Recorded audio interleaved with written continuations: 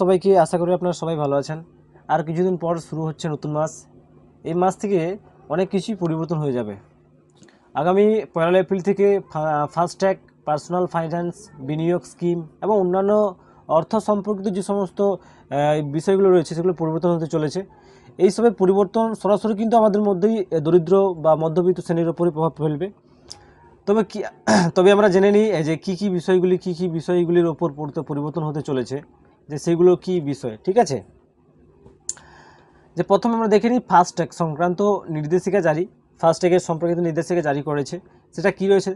আগামী 1 এপ্রিল থেকে ফাস্ট্যাগ সংক্রান্ত বিষয়ে একটি বড় পরিবর্তন হতে চলেছে। কি পরিবর্তন? ব্যাংক থেকে আপনার গাড়ি ফাস্ট্যাগে কেওয়াইসি যদি আপডেট না করেন, তাহলে সেক্ষেত্রে আপনি বড় সমস্যার মধ্যে পড়বেন। আর আগামী 31 মার্চের পরে দেশের সমস্ত ব্যাংকে কেওয়াইসি ছাড়া ফাস্ট্যাগগুলি নিষ্ক্রিয় করে দেবে। এই তারিখের পরে আপনার ফাস্ট্যাগ টাকা থাকার পরেও তার পেমেন্ট করা হবে না। আবার টোলের জন্য আপনাকে দ্বিগুণ টোল ট্যাক্স প্রদান করতে হবে। ঠিক আছে, সম্প্রতি দেশের বৃহত্তম ব্যাংক আরবিআই NHAI ফাস্ট্যাগ গ্রাহকদের ফাস্ট্যাগের জন্য কেওয়াইসি প্রক্রিয়া সম্পূর্ণ করার জন্য নির্দেশ দিয়েছেন। ঠিক আছে, এটা ফাস্ট্যাগ সংক্রান্ত কিছু নির্দেশিকা জারি ছিল, আমরা সেটা পড়ে ফেললাম। ঠিক আছে, এরপরে কি রয়েছে? NPS, ন্যাশনাল পেনশন সিস্টেম ব্যবস্থা রয়েছে। যাদের ন্যাশনাল পেনশন পান, আপনাদের এটা খুব গুরুত্বপূর্ণ বিষয়। এগুলো আপনারা দেখুন কি পরিবর্তন হচ্ছে কি না, কিছু একটা সিস্টেম চেঞ্জ করেছে। হ্যাঁ, দেখুন, আগামী এপ্রিল মাস থেকে NPS মানে ন্যাশনাল পেনশন সিস্টেম অর্থাৎ জাতীয় পেনশন ব্যবস্থা একাধিক পরিবর্তন করা হবে। এই মাসে পেনশন তহবিল নিয়ন্ত্রক অর্থাৎ PFRDA জাতীয় পেনশন সিস্টেম বিদ্যমান লগ ইন প্রক্রিয়ার পরিবর্তন হবে। লগ ইনের যে অপশন ছিল সেটা পরিবর্তন হবে। ঠিক আছে, আর এই নিয়ম কার্যকর হবে কবে থেকে? আগামী 1 এপ্রিল থেকে, মানে 1 এপ্রিল থেকে এই নিয়মটা প্রবর্তিত হবে, মানে কার্যকর হবে। এই অ্যাকাউন্ট লগ ইন করার জন্য দ্বি ফ্যাক্টর প্রমাণকরণের প্রয়োজন হবে।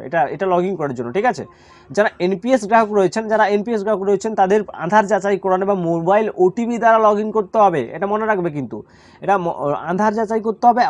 আর একটা অপশন রয়েছে OTP দ্বারা লগ ইন করতে হবে। ঠিক আছে, সিস্টেমের সুরক্ষা বৃদ্ধি করার জন্য এই নতুন যে নিয়মটা সৃষ্টি করেছেন, এটা যে তৈরি হয়েছে, কার্যকর হয়েছে, এটা কিন্তু আমাদের সুরক্ষার জন্যই করেছে। ওকে, এরপর দেখে নেবো যে আধার এবং প্যান কার্ড লিঙ্ক। এটা আধার আর প্যান কার্ড লিঙ্ক তো কিন্তু দীর্ঘদিনভাবেই কাজ চলে আসছে। হ্যাঁ, এটা কি বলছে দেখে নাও। এর আগেও একাধিকবার আধার কার্ডের সঙ্গে প্যান কার্ড লিঙ্ক করার সময়সীমা নির্ধারণ করা হয়েছে। শেষবার আধার কার্ড ও প্যান কার্ড লিঙ্ক করার জন্য যে সময়সীমা নির্ধারণ করা হয়েছে সেটি হলো 31 মার্চ 2024। এটা মনে রাখবে, কিন্তু 31 মার্চ 2024 এটা শেষ সীমা, প্যান কার্ড এবং আধার কার্ডের লিঙ্কের শেষ সীমা। ওকে, কিন্তু এই নির্ধারিত সময়ের মধ্যে যদি কেউ প্যান কার্ডের সঙ্গে আধার কার্ড লিঙ্ক না করতে পারে, এটাই তো গুরুত্বপূর্ণ বিষয়। যদি না করতে পারে তাহলে তার অপোজিট কি রয়েছে? ঠিক আছে, তার প্যান কার্ড বাতিল বলে গণ্য করা হবে। যদি না লিঙ্ক করে, সময়ের মধ্যে যদি না লিঙ্ক করে, তবে তার প্যান কার্ড বাতিল বলে গণ্য করা হবে।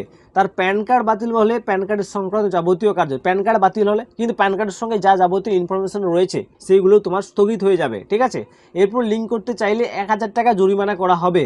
ঠিক আছে, এটা এখনও আছে না, লিঙ্ক করতে চাইলে 1000 টাকা জরিমানা দিয়ে তুমি লিঙ্ক করতে পারবে।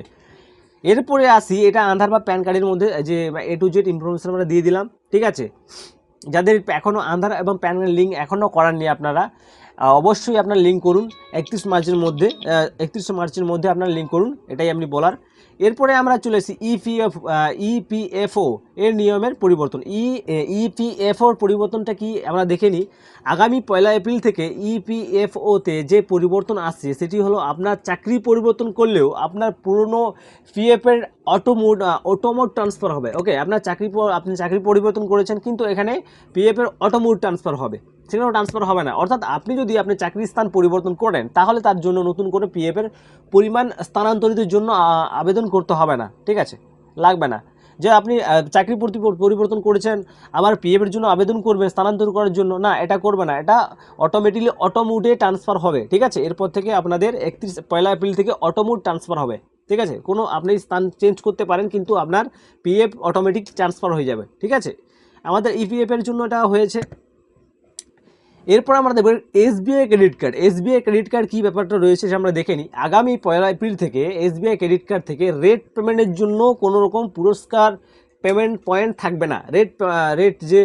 রেট পেমেন্টের জন্য কোনো রকম পুরস্কার পয়েন্ট থাকবে না, ঠিক আছে। আগামী 1 এপ্রিল থেকে কিছু ক্রেডিট কার্ডের নিয়ম প্রযোজ্য হবে এবং আরও কিছু ক্রেডিট কার্ডের নিয়ম প্রযোজ্য হবে 15 এপ্রিল তারিখ, ঠিক আছে। 1 এপ্রিল যা হলো, যদি কোনো কিছু বাকি থেকে যায় সেটা 15 এপ্রিল পরে হবে, ওকে।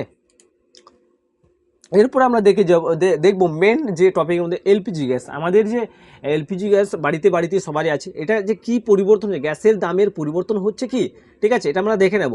প্রতি মাসের 1 তারিখের গ্যাসের সিলিন্ডার কিন্তু আমরা অনেকবার লক্ষ্য করে থাকি যে আমরা প্রত্যেক মাসের প্রথম তারিখে গ্যাস সিলিন্ডার দাম নির্ধারণ করা হয়ে থাকে, মানে কত মাসে 1 তারিখ 1-2 তারিখে গ্যাসের দাম নির্ধারণ করা হয়ে থাকে, ঠিক আছে। এবারও তার ব্যতিক্রম হবে না, ঠিক আছে। প্রত্যেক মাসে হয়, এবারও হবে না। আমাদের যেটা আশা হচ্ছে, অনেকেই মনে করছে সামনে যেহেতু লোকসভা ভোট, যে সবাই মনে করছে লোকসভা ভোট রয়েছে, তাতে সিলিন্ডার দাম অপরিবর্তিত থাকবে, ওকে।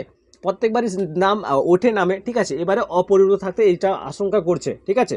এরপরে আমরা আসি ট্যাক্স ব্যবস্থার পরিবর্তন। ট্যাক্সের কী পরিবর্তন হচ্ছে দেখে নিই। যে 1 এপ্রিল থেকে 2023 তারিখ থেকে নির্ধারণ করা হয়েছিল যে 7 লক্ষ টাকা পর্যন্ত করযোগ্য আয়ের জন্য কোনো প্রকার কর প্রদান করতে হবে না, ওকে। আগামী 1 এপ্রিল 2024 তারিখ থেকে নতুন করে ডিফল্ট কর ব্যবস্থার পরিবর্তন করা হবে। নতুন নিয়মটা কি? নতুন নিয়ম অনুসারে আপনি যদি এখনও পর্যন্ত কোনো রকম ট্যাক্স ফাইল করার পদ্ধতি নির্বাচন না করে থাকেন, তাহলে আপনাকে নতুন করে কর ব্যবস্থা নিয়মে